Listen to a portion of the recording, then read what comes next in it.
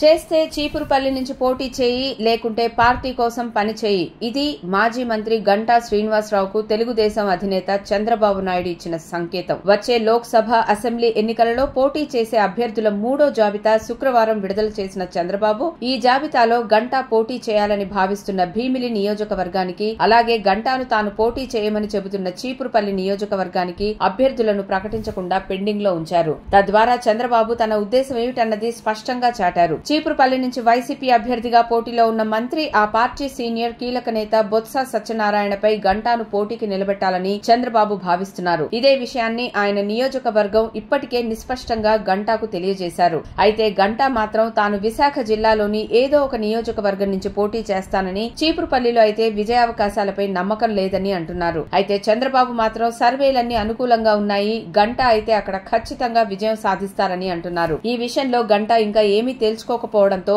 తాజాగా విడుదల చేసిన జాబితాలో భీమిలి, చీపురుపల్లి నియోజకవర్గాలను పెండింగ్ లో ఉంచిన చంద్రబాబు నాయుడు ఇక బంతిని గంటా కోర్టులోనే వేశారు. ఒకవేళ చీపురుపల్లి నుంచి పోటీకి గంటా సంసిద్ధత వ్యక్తం చేయకుంటే ఆయన సేవలను పూర్తిగా పార్టీకి వినియోగించుకుంటామని చంద్రబాబు చెప్పినట్లు తెలుస్తోంది. భీమిలి, చీపురుపల్లి మాత్రమే కాకుండా చంద్రబాబు 3వ జాబితాలో ఇంకా ఎచ్చెర్ల, ధర్మవరం కూడా పెండింగ్ లో ఉంచారు. ఆ నియోజకవర్గాల నుంచి తెలుగుదేశం సీనియర్ నాయకుడు కళా వెంకట్రావు, పరిటాల శ్రీరాములు పార్టీ టికెట్ ఆశిస్తున్నారు. అయితే ఈ 2 స్థానాలు పొత్తులో భాగంగా బీజేపీకి కేటాయించే అవకాశం ఉందని అంటున్నారు.